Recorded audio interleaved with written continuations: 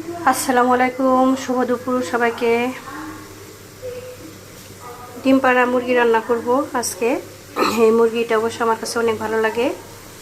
তেল তেল আর চামড়াগুলো অনেক মোটা, খেতে ভালো লাগে। এর জন্য ডিম পাড়া মুরগি রান্না করব আজকে। মুরগিটা অনেক ভালো ছিল, বেশ তেল হয়েছে।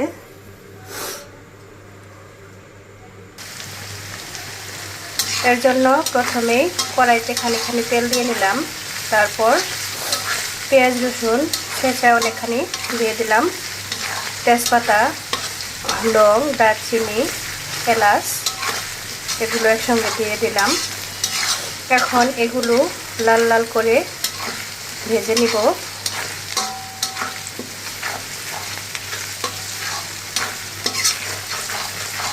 যেহেতু মুরগির মাংসের জন্য রসুনটা একটু বেশি দেওয়া লাগে, রসুনের পরিমাণটা একটু বেশি দিয়েছি।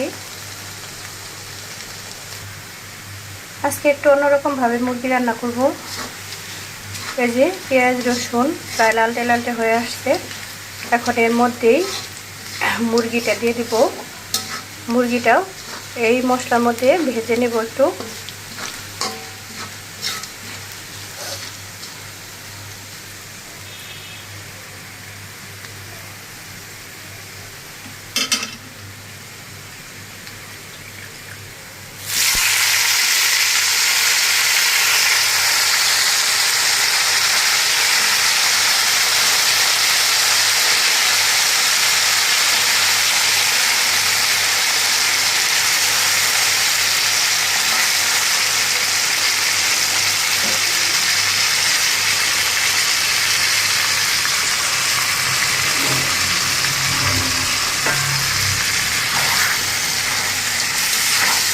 এখন এই পেঁয়াজ রসুনের সাথে মুরগিটা একটু ভেজে নেব।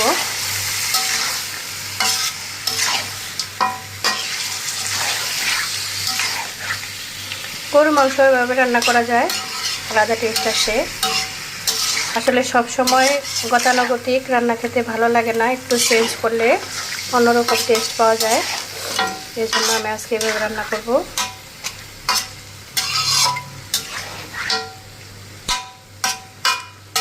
যেহেতু মুরগির মধ্যে এমনিতেই তেল অনেক, এর জন্য তেলের পরিমাণটা একটু কমিয়ে দিয়েছি।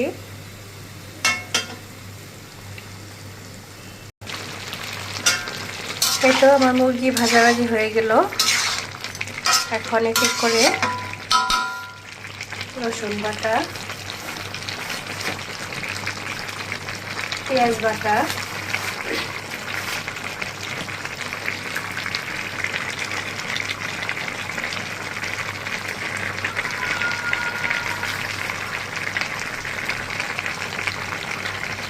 আদা বাটা,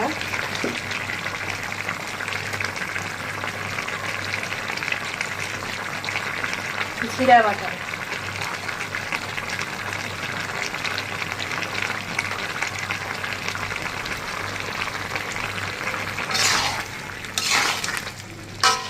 পরিমাণ মতো লবণ আর হলুদের গুঁড়া, মরিচের গুঁড়া, ধনিয়ার গুঁড়া, রাঁধুনি, সচের গুঁড়া এগুলো দিয়ে দিব। এখন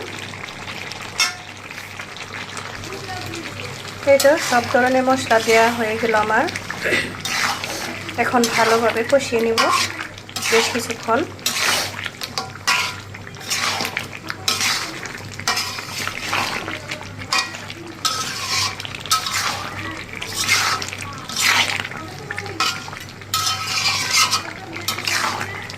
আমি একটু ঝালঝালি পছন্দ করি, আপনারা আপনাদের পরিমাণ মতো ঝাল দিয়ে নেবেন। এভাবে বেশ কিছুক্ষণ কষিয়ে নেব।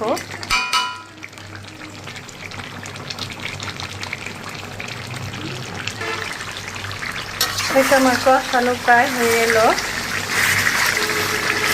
নিচে লেগে লেগে যাচ্ছে, তার মানে কষানো হয়ে গেছে।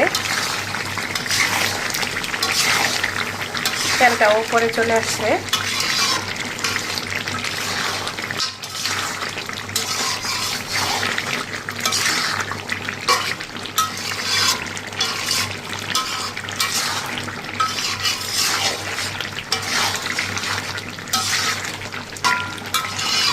এখন ঝোল দিয়ে দিব।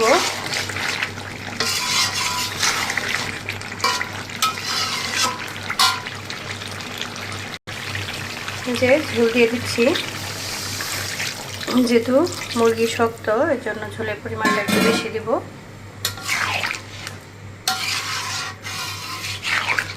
সিদ্ধ হতে বেশ খানিকটা সময় লাগবে।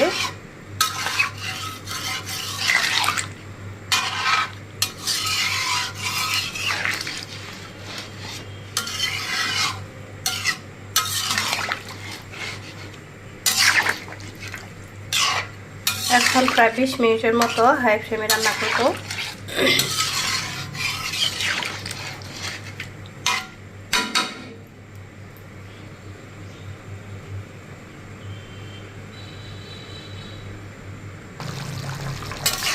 আমার তরকারিতে ভালো মতন বলক এসে গেছে, আর বেশি সময় লাগবে না।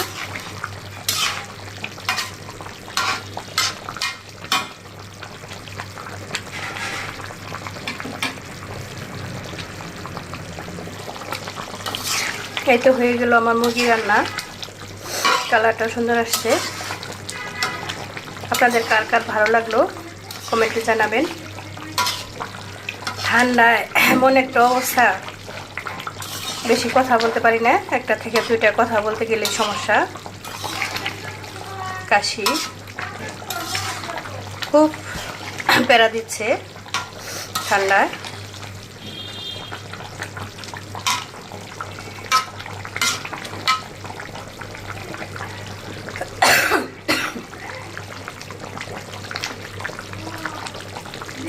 ধন্যবাদ সবাইকে, ভালো থাকবেন সবাই, আল্লাহ হাফেজ।